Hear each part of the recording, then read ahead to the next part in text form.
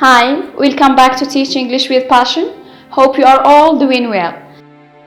This is a new video in our series Adapted Teaching Materials and Resources. In this new video, I'm gonna share with you how to tackle the main points included within Sequence Reading and Writing Unity Environment for first-year high school learners. Interested to know more? Continue watching. Let's start with exploring the learning objectives of Sequence Reading and Writing. The main objective of this sequence is as follows.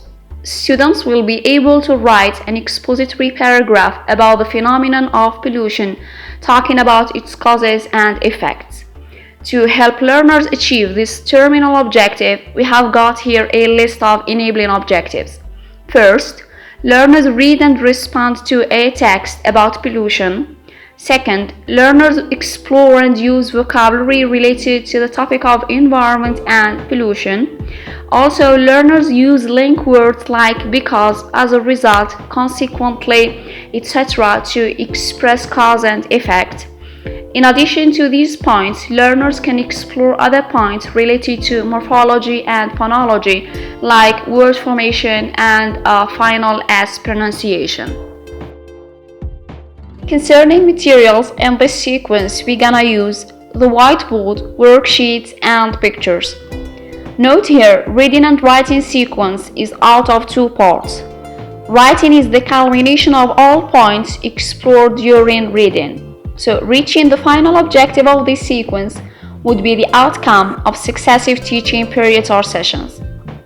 Now we're gonna start with reading. So let's see together what new things I have brought for you today. In the pre-reading phase, the teacher starts with a labeling activity. This activity serves as a warm-up for the lesson. Learners match the pictures given with the expressions air pollution, water pollution, noise pollution, and land pollution. This activity mainly aims to activate learners' prior knowledge about the different types of pollution. The teacher then interacts with learners, asking them about the topic of the pictures and eliciting from them the main causes of this phenomenon. The second task shown here serves as a lead-in to the next phase. It mainly aims to help learners recognize some of the main causes of the different types of pollution previously presented in the first task. Learners match the words pesticides, factory fumes, deforestation, oil spills and waste with the 5 pictures given. The teacher can also have a brief discussion with learners about the severity of the phenomenon of pollution, making them list some of its effects. At the end of the pre-reading phase, learners, based on the pictures and the discussion they had with their teacher, they make guesses about the topic of the reading passage. The teacher here can provide a set of options as the ones shown on page number 8, or he or she can simply let students generate different responses using their own ideas. The teacher then invites learners to read or to skim the reading passage and to check their answers. Reaching the reading phase, learners read the text given and do the activities suggested. The text shown here explores the idea of pollution, causes, and effects. Now, let's see together what during reading activities I have designed for this text.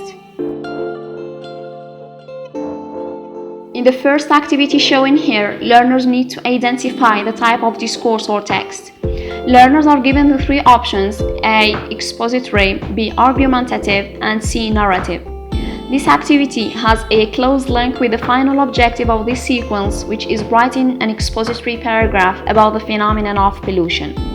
Learners here, and through their interaction with their teacher and their classmates, can recognize the meaning of expository writing and some of its characteristics.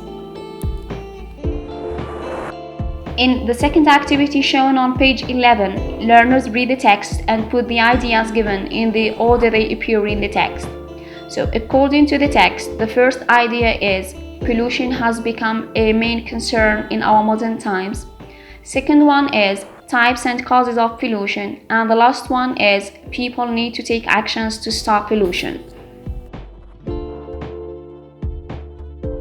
In activity number 3, learners read the text to answer the 3 comprehension questions given.